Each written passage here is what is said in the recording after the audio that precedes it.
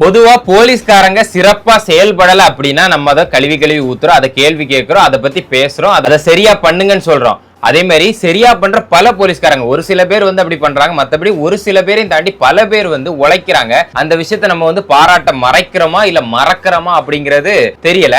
உண்மையில இந்த வீடியோ நீங்க பாத்தீங்கன்னா, இந்த காணொலியை பாத்தீங்கன்னா, இதுல வேற இன்னைக்கு ஒருத்தரோட கால் வந்து முறிவு ஏற்பட்டிருக்கு. அந்த லெவலுக்கு அவர் வந்து உள்ள நின்றுருக்காரு. அதையும் தாண்டி இன்னைக்கு நீங்க பாத்தீங்கன்னா அந்த ரன்னிங்லேயே இவ்வளவு தூரம் போறது அப்படிங்கறதெல்லாம் வந்து ஒரு நல்ல விஷயம். அதாவது பாதுகாப்பு இல்லை, ஆனா இந்த மாதிரி ஒரு ப்ரொடெக்ஷனை கொடுக்கறது நல்ல விஷயம். இந்த மாதிரி தான் எதிர்பார்த்தாங்க. இப்படி ஒரு ப்ரொடெக்ஷன் போலீஸ்காரங்க கொடுக்கும்போது கிரௌட் எவ்வளவுதான் உள்ள வந்தாலும் பயந்து பின்னால போவோம். அதுவே நீங்க வந்து சாதா ஒரு பவுன்சரை போட்டு உள்ள போறதுக்கும் போலீஸ்காரங்களை போட்டு போறதுக்கும் வித்தியாசம் இருக்கு. ஆனா இந்த மாதிரி வந்து ஒரு இவங்க வந்து இந்த எஃபர்ட்டை போட்டு இவங்க பண்ணியிருக்கனாலதான் பல பிரச்சனைகள் இங்க வந்து ஏற்படல, போலீஸ்காரங்களுக்கு கடைசியில ஏற்பட்டிருக்கு அப்படிங்கிற மாதிரி தான். ஸோ அங்க ஒரு விஷயத்த நம்ம வந்து சொல்றோம்னா, ஒரு குறைய சொல்றோம்னா, இங்க வந்து அவங்கள பாராட்டுறதுக்கும் நம்ம வந்து மறக்க கூடாது அப்படிங்கிறது இந்த விஷயத்துல தெரியுது. நாம் தமிழர் வேட்பாளர் ஒருத்தங்களை திடீர்னு மாத்திருக்காங்க. அதுக்கு காரணம் அப்படி என்ன அப்படின்னு கேட்டா, திமுக வேட்பாளர் ஒருத்தங்க வரும்போது அவங்கள பாராட்டி திமுக வென்றா கூட எனக்கு சந்தோஷம் தான், எனக்கு வந்து மகிழ்ச்சி அப்படின்னு சொன்னதால மாத்திருக்காங்களாம். இந்த 234 பேரையும் பார்த்து செலக்ட் பண்ணதா அண்ணன் சொன்னாரு, அண்ணனுக்கு தம்பி தொம்பியும் சொன்னாங்க அப்படின்னு வச்சுக்கலாம். அப்படி இருக்கும் பட்சத்தில் இப்பவுமே ஒரு கருப்பு ஆடு அப்படிங்கிற மாதிரி தான் ஒரு விஷயம் மாட்டிருக்கு. அதை வந்து மாத்திருக்காங்க, தெரிஞ்சனால மாத்திருக்காங்க. இப்படி தெரியாம எத்தனை பேர் உள்ள இருக்காங்க. ஒருவேளை தப்பித்தவரை இந்த மாதிரி ஆட்கள் கருப்பு ஆடுகள் ஜெயிச்சா என்ன நிலைமைன்னு யோசிங்க. இதே மாதிரிதான் சாட்டையும் உள்ள இருக்காரு, சீமானவர்களே இன்டைரக்டா இருக்காரு போல, பேசினாதான் தெரியுமோ என்னமோ. இந்த மாதிரி இந்த நாம் தமிழர் கட்சியில இருக்கிறவங்க எல்லாரையும் பத்தி கேள்வி கேட்பாங்க. அப்படிப்பட்டவங்களை நம்ம வந்து கேள்வி கேட்கணும் அல்லவா? எப்பவும் இவங்க தான் கேள்வி கேட்பாங்க, வேற எதுக்கும் ஆன்சர் பண்ண மாட்டாங்க. ஆன்சர் பண்ணாலும் உருட்டி பரட்டி எதையாவது வந்து பூசி மொழிவி வேற எதுலையாவது வச்சிருவாங்க. அப்படி இருக்கும்போது இந்த வரட்டியை கொஞ்சம் எடுத்து பார்த்து நம்ம திருப்பி தட்டி ஒன்னு வைக்கணும்ல. அதாவது மாற்று வேட்பாளர்னு ஒண்ணு உண்டு. அண்ணன் சீமான் அவர்கள் வந்து வேட்பாளருக்கு வந்து நிற்கும் போது மாற்று வேட்பாளர் சொல்லி மனைவியை போட்டுங்க. அப்படின்னா வந்து சப்ஸ்டியூட் ஃபீல்டரை வந்து சேஞ்ச் பண்ற மாதிரி, சப்ஸ்டியூட் பிளேயரை சேஞ்ச் பண்ற மாதிரி வச்சுக்கோங்க. அண்ணனுடைய வேட்புமனு வந்து ஏதாவது ஒரு ரிஜெக்ஷன்ல போச்சுன்னா மனைவியோட வந்து ஆட்டோமேட்டிக்கா வரும். அப்ப இது குடும்ப அரசியல் இல்லையா அப்படிங்கிறது தான். சாட்டை அவர்கள் வேட்பாளரே இல்ல, அப்ப அவரை சப்ஸ்டியூட்ல போட்டுருக்கலாம், இல்ல வேற எத்தனையோ பேரை சப்ஸ்டியூட்ல போட்டுருக்கலாம். அண்ணனுடைய இது வந்து ரிஜெக்ட் ஆகாட்டும், எத்தனையோ குற்ற வழக்குல இருக்கிறனால மேபி ரிஜெக்ட் ஆகுதுன்னா அந்நியார் அவர்கள் தான் வந்து நிக்க முடியும் அப்படின்னு ஒரு இது. அவங்க தான் வந்து ஆட்டோமேட்டிக்கா நிப்பாங்க. அது எதுக்காகனா தன்னோட சின்னம் விட்டு போயிடக்கூடாது, அந்த கட்சியில இருந்து யாராவது ஒருத்தங்களை நிக்க வைக்கணுமே அப்படின்னு சொல்லிட்டு ஒரு சப்ஸ்டியூட்டை போட்டு வைப்பாங்கல்ல. அதுக்கே மனைவியை தான் வைக்கணுமா? வேற கட்சியில ஆளே இல்லையா? நீங்க சொன்னீங்களா ஒரு தொகுதிக்கு 2 தொகுதியில என்ன அவருக்கு ஜனநாயகத்தை வந்து நீங்க வந்து உரிமையை புடுங்குறீங்க, ஒரு வாய்ப்பை வந்து புடுங்கி இழுக்கிறீங்க அப்படிலாம் பேசுனீங்கல்ல. அப்ப இது என்னவா? ஒரு மாற்று வேட்பாளர்னு போட்டு அப்ப உங்க மனைவியை தான் விடுவீங்களா? இன்னைக்கு பார்த்துருந்தா தெரிஞ்சுக்க. நிறைய இடத்துல என்ன சொல்லுவானுங்கன்னா, யாராவது கீழே விழுந்துட்டா யாராவது செத்துட்டு அவருக்கு என்ன கவலை, அவர் பாட்டுக்கு சொகுசா போறாருன்னு சொல்லுவானுங்க.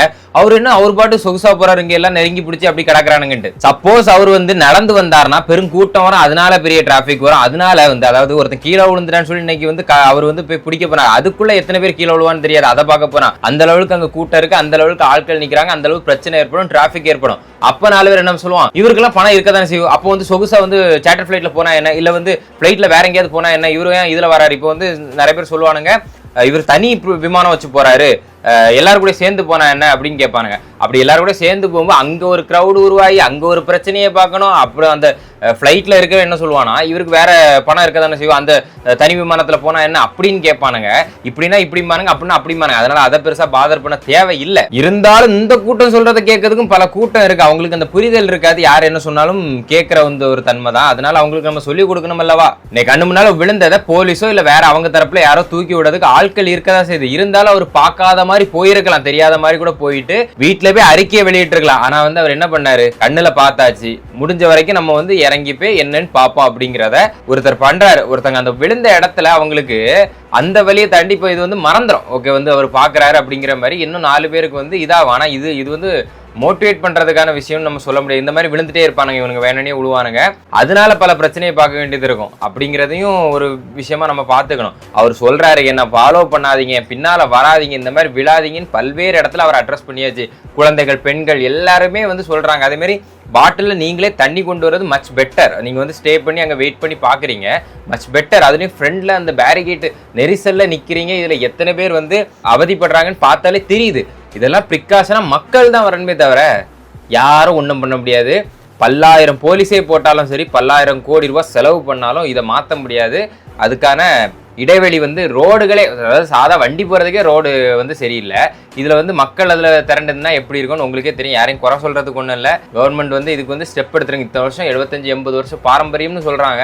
எப்படி இருக்குன்னு பாத்துக்கோங்க. நாம் தமிழர் கட்சியில நல்ல கொள்கை இருக்கு, டிவிகேல இல்லன்னு நீங்க சொல்ற மாதிரி கொள்கை இருக்குங்க, இருக்கு. ஆனா தலைவர்கள் எவ்வாறு இருக்கிறாங்க அப்படின்னு நான் வந்து ஒருத்தனுக்கு கையில தங்கத்தை கொடுத்தா அவன் எப்படி அதை பயன்படுத்துறான் அப்படிங்கிற மாதிரி, ஒரு கல்லை கொடுத்தா அவன் சிலையாக்குறானா இல்ல தூக்கி அடிக்கிறானாங்கிறது அவன் பயன்படுத்துறத வச்சுதான் நம்ம சொல்ல முடியுங்கிற மாதிரிதான் இந்த நிலைமை. இங்க ஒரு விஷயத்த நான் வந்து தெளிவா என்ன சொல்ல வரேன்னா, இப்போ சீமான் அவர்கள் இருக்காரு, சாட்டை துரைமுருகன் இருக்காங்க. இவங்க கையில நீங்க பதவி கொடுத்தாலுமே அது எவ்வாறு செயல்படும் தெரியாது. ஏன்னா அந்த கொள்கை கரெக்டா ஃபாலோ பண்ண முடியுமா அப்படிங்கிறது தெரியாது. அதுக்கு எக்ஸாம்பிள் வந்து எப்படி அரசியல கையாளணும், எப்படி வந்து அட்டாக் பண்ணணும், யாரை அட்டாக் பண்ணணும், எதிரி யாருன்னே டிசைட் பண்ண தெரியல. இதை என் எதிரியை நான் வந்து கருவிலே டிசைட் பண்ணிட்டு தான் வந்தேன் அப்படிங்கிற மாதிரி சொல்றது. அதாவது எல்லாருமே எதிர்ப்பு திமுகன்னு சொல்றாங்க. திராவிட கட்சிகளை ஒழிக்கணும்னு சொல்லி ஆரம்பிச்ச கட்சி மாதிரி தான் இவர் பேசுவார். காங்கிரஸ் ஒழிக்கணும், இந்த திராவிட கட்சிகளை ஒழிச்சு அதுக்கப்புறம் தமிழ் தேசியத்தை நிலைநாட்டணும் அப்படின்னு சொல்றாருல. அப்போ டிவிக்கே வந்தாலுமே தனக்கு ஆல்ரெடி ஒரு 8% ஓட்டு இருக்குன்னா அதை எப்படி ஸ்டேபிள் பண்ணுவோம்? இப்ப நானா இருந்தா எப்படி பண்ணுவேன்னா, இப்ப திமுக எதிர்ப்புன்னு சொல்லிட்டு எல்லாருமே ஒரு பக்கம் வந்து அடிக்க ஆரம்பிச்சிட்டாங்க. அப்ப யாரு திமுகவை அதிகமா அடிக்கிறா, யாரு சூப்பரா அடிக்கிறா, யாரு கரெக்டா பண்றா அப்படிங்கிற மாதிரி தேர்ந்தெடுத்தா மக்கள் வாக்களிப்பு. இதுல இவன் சம்பந்தமே இல்லாம இவன் நமக்கு போட்டியா இருக்கான், இவனை வந்து நம்ம ஒழிச்சு கட்டணும்னு சொல்லிட்டு டிவிக்கு நாம் தமிழர் அடிக்கிறதுனாலதான் திமுக சும்மா இருக்கு. அப்படி இருக்கும்போது அது எவ்வளவு ஃபேவரா இருக்கு பாருங்க. நாம் தமிழர் என்ன பண்ணிருக்கலாம்னா அவங்களும் திமுக அடிச்சிருக்கலாம், டிவிக்கும் திமுக அடிச்சிருக்கலாம், அதிமுகவும் அடிச்சிருக்கலாம், பிஜேபியும் அடிச்சிருந்தா இதுல பெட்டர் யாருன்னு மக்கள் சூஸ் பண்ணிருப்பாங்க. ஓகே, இவன் நல்லா அடிக்கிறான்ப்பா, இவனை காட்டிலும் இவன் நல்லா பேசுறான்ப்பா, இவனை காட்டிலும் இவன் நல்லா இது வச்சிருக்கான்ப்பா, கொள்கையும் வச்சிருக்கான்ப்பா, இவன் சூப்பரா அடிக்கிறான்னு சொல்லிட்டு மக்கள் டிசைட் பண்ணி அந்த வாக்குகளை செப்பரேட் பண்ணிருப்பாங்க. ஆனா இவனுக்கு சம்பந்தமே இல்லாம விஷம் இல்லாத பாம்பை போய் அடிக்க போறேன்னு சொல்லிட்டு இந்த மாதிரி கடைசியில கொத்து வாங்கிட்டு நிக்க போறானுங்க. வேணா பாருங்க, சும்மா இருந்திருக்கலாம். அதாவது சும்மா இருந்தா கூட அந்த பாம்பு அது பாட்டுக்கு போ, அந்த மாதிரி தான். சும்மா இல்லாம டிவிக்கு அடிச்சு இருக்க % அடி வாங்க போதா இல்லையான்னு மட்டும் பாருங்க. இவனுங்க என்ன நினைக்கிறானுங்கன்னா, நம்ம வந்து டிவிக்கு தாக்கி பேசுறதுனால நாம் தமிழர் கட்சி வளர்ந்துட்டு இருக்கு அப்படின்னு நினைக்கிறேன். அப்படி எந்த ஒரு கதையும் கிடையாது. நீ அதே இடத்துல தான் இருக்கிற. அவனுக்கு தாக்கி பேசினா அவனுக்கு வளர விடாம ஆக்கிட்டு இருக்குன்னு நினைச்சு நீ அதே இடத்துல தான் இருக்கிற. நீ வளரல. நீ வந்து எந்த இடத்த நோக்கி போன, எந்த இடத்த உருவாக்கி இந்த கட்டமைப்பை வச்ச விஜய் கட்சியை வந்து எதிர்த்து நீ இவ்வளவு தூரம் 8% வாங்கல. நீ வந்து உன்னோட தனித்துவத்தை வச்சு நீ டிஎம்கே எதிர்த்து தான் இவ்வளவு ஓட்டு வாங்கியிருக்கனா, அதையே தான் திரும்பியும் பில்ட் பண்ணணுமே தவிர நம்ம ஸ்ட்ராங்கான விஷயத்தை தான் ஃபோக்கஸ் பண்ணணும். வீக்கான சைடு போய் ஃபோக்கஸ் பண்ணா வீக் பண்ணி விட்டுருவாங்க, கட் பண்ணி விட்டுருவாங்க.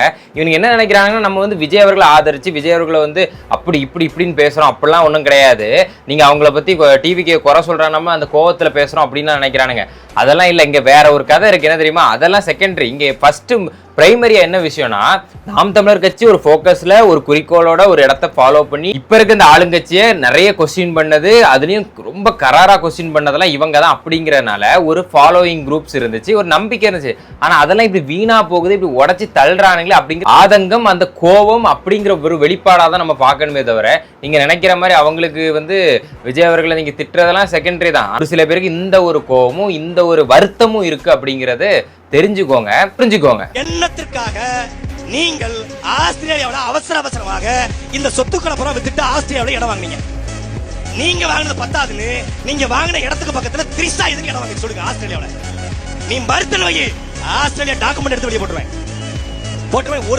அடே மானங்கிட்ட பயல, அறிவு இருக்கா லூசு பயல? உனக்கெல்லாம் உண்மையிலே சுய அறிவு இருக்கா, இல்ல வந்து படிச்சிருக்கிறியா? தற்கூரி சொல்லி நீயே தற்கூரி ஆயிட்டியா? இந்த மாதிரிலாம் நான் கேட்கல ப்ரோ. என்ன தப்பா நினைச்சிடாதீங்க. கமெண்ட் செக்ஷன்ல நிறைய பேர் கேட்டிருந்தாங்க. நானும் சரி டிவிகேல இருந்து ஏதோ ஃபேக் ஐடியில இருந்தா யாரோ வந்து கமெண்ட் பண்ணிருக்காங்கன்னு உள்ள போய் பார்த்தா, நம்ம நாம் தமிழர் கட்சியில இருந்து உங்களை பிடிக்காத நிறைய பேர் வந்து இந்த மாதிரி கேள்வியை கேட்டு வச்சிருக்காங்க உங்களை பத்தி. பிரதர், ஜெயில இருக்கும்போது உங்களுக்கு வேற ஏதாவது அழுகிருச்சு, ஏன்னா நீங்க வீடியோல வேற ஏதோ அழுகிருச்சுன்னு சொல்லியிருந்தீங்க. ஆனா எனக்கு தெரிஞ்சு மாத்தி மூளை ஏதோ அழுகிருச்சுன்னு நினைக்கிறேன். அந்த டாக்குமெண்ட் எடுத்து வெளியே போடணும்னு நினைக்கிறேன். உங்களுக்கு அந்த டாக்குமெண்ட் எடுத்து ஒண்ணு நேத்து அதுக்கு முன்னால பெரம்பூர்ல வந்து ரீசெண்டா தான் அவர் வந்து அபிடேவிட்ல சப்மிட் பண்ணியிருந்தாரு. எந்த ஒரு ஆஸ்திரேலியா நீங்க வந்து ஃபாரின்ல வாங்கினாலும் சரி, இல்ல வந்து மூன் நிலாவில் வாங்கினாலும் சரி, நீங்க வந்து சப்மிட் பண்ணி தான் ஆகணும், டிஸ்க்ளோசர் பண்ணி தான் ஆகணும் அப்படிங்கிறது கிளியர் அண்ட் கட்டா எலெக்ஷன் கமிஷன் ஆஃப் இந்தியா வந்து சொல்றாங்க. அப்படி இருக்கும்போது அவர் எதுவுமே காட்டல. நீ பினாமி சொத்துன்னு கூட சொல்ல முடியாது. அந்த லெவல் கிளீனா சொந்த ஃபேமிலிக்கே கடன் கொடுத்ததா தான் எழுதியிருக்காரு.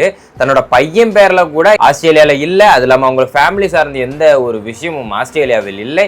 அது இல்லாம ஒரு நடிகைக்கு பேரை குறிப்பிட்டு நீங்க அவங்களும் வாங்கியிருக்காங்க நீங்க சொல்றீங்கல்ல, அவரை விட நீங்க தான் பல முறை அந்த நடிகைக்கு பேரை சொல்லிட்டே இருக்கீங்க. என்னன்னு தெரிய மாட்டேங்குது.